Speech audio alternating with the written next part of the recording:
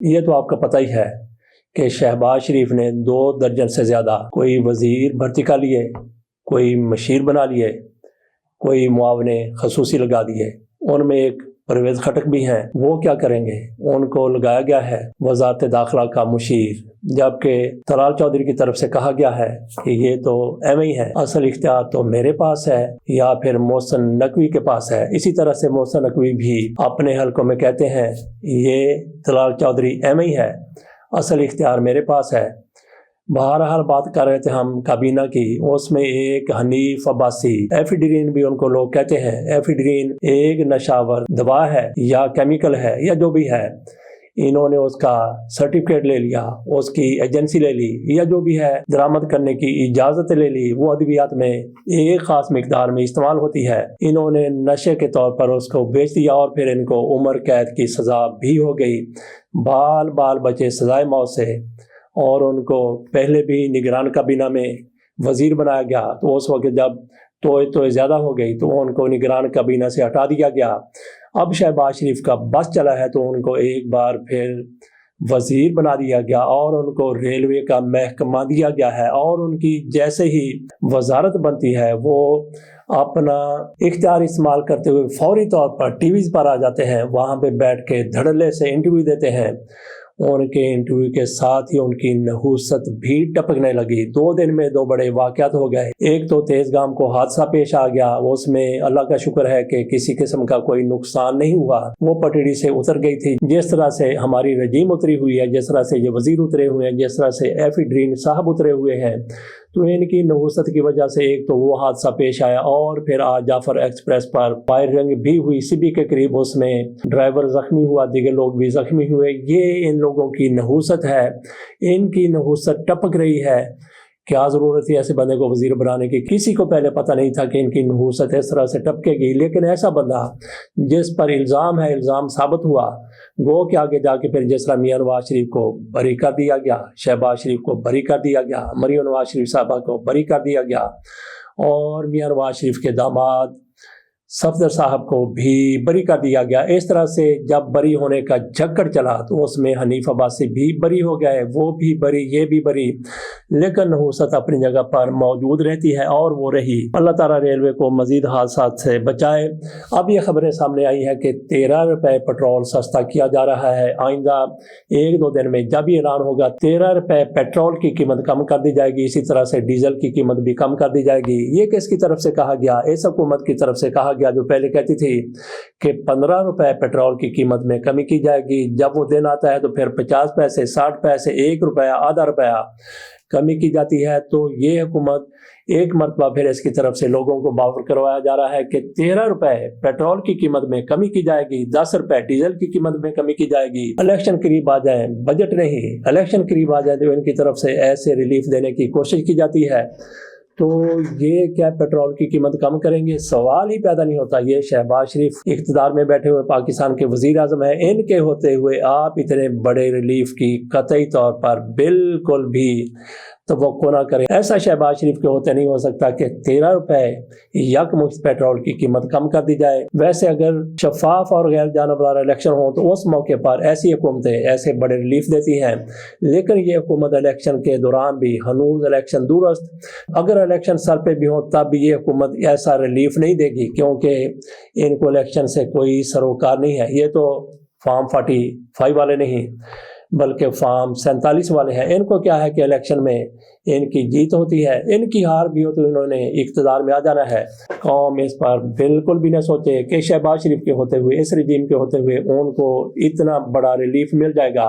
البتہ عمران خان اگر اقتدار میں آتے ہیں تو جس طرح سے پہلے انہوں نے پیٹرول کی قیمتیں بہت زیادہ کم کی تھی، پھر کم ہو سکتی ہیں۔ باقی بجلی کے حوالے سے تھوڑی سی خوشخبری سنائی گئی ہے کہ IMF کا وفد جو $1 ارب کے لیے پاکستان میں آیا ہوا ہے، پاکستان کو قرض دینے کے لیے، قسط دینے کے لیے، تو اس کے ساتھ ہماری حکومت کے کچھ لوگ بیٹھے۔ اس اجلاس کے دوران IMF نے یہ رضامندی ظاہر کر دی ہے کہ آپ بجلی کی قیمت کم کر سکتے ہیں۔ کتنی کم کر سکتے ہیں؟ عمران خان کے دور میں بجلی کی فی یونٹ قیمت 12 روپے تھی اور آج 80 روپے سے زیادہ ہے، تو IMF نے ان کو رعایت دی ہے کہ آپ 2 روپے بجلی کی قیمت کم کر سکتے ہیں۔ تو آپ نے चुंगे में रख लो, अपने खीसे में रख लो, अपने सर में रख लो, जहां भी आपने रखना है ऐसी कीमत को रख लो, या तो फिर आधी कीमत करें। जिस तरह से इमरान खान की 12 रुपए फी यूनिट कीमत थी, अगर आप 12 रुपए से कम कीमत को ले जाते हैं तो वो रिलीफ होगा, ना कि 80 रुपए कीमत करके, 60 रुपए कीमत करके या 50 रुपए कीमत करके 2 रुपए उसमें आप कमी कर दें। ख्वाजा आसफ की तरफ से कहा गया है कि इस वक्त फौज के खिलाफ बात करना वफादारी नहीं बल्कि गद्दारी है। तो ख्वाजा आसफ से पूछ लिया जाए कि वो कौन सा मौका होता है, कौन से दिन होते हैं, कौन सा वक्त होता है जब फौज के खिलाफ बात की जाए, फौज के बारे में बात की जाए तो वो हुब्बल वतनी होगी। ख्वाजा साहब खुद बता देंगे किस तरह से ये पाक फौज के खिलाफ अपनी जुबान दराजी करते रहे, किस तरह कहते रहे कि इस फौज ने हमारे जिस्मों से, हमारे लोगों के जिस्मों से मांस चचोड़ लिया है, हड्डियों से गोश्त चचोड़ लिया है। ये कौन कहता रहा? ख्वाजा आसफ कहते रहे। इसके अलावा इनके मरबी और रहनुमा मियां नवाज शरीफ भी ऐसी ही बातें करते रहे। आज ये पाकिस्तानियों को दर्स दे रहे हैं, आज पाकिस्तानियों को ये पैगाम दे रहे हैं, आज पाकिस्तानी को समझा रहे हैं कि कौन सा मौका होता है पाक फौज के खिलाफ बात करें तो वो हुब्बल वतनी होती है, और आज पाक फौज के खिलाफ बात करें तो वो गद्दारी हो गया।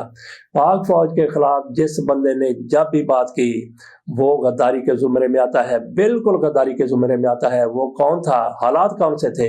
बहरहाल पाक फौज के खिलाफ बात करने वाला बंदा मुहिब्बे वतन हो ही नहीं सकता। एक तो हमने बात की एफिडरीन अब्बासी साहब की, हनीफ अब्बासी साहब की, इसी तरह से एक और भी अब्बासी साहब हैं, वो है अंसार अब्बासी साहब। उनकी तरफ से साले जाफर की तरह दूर की कोड़ी लाई जाती है।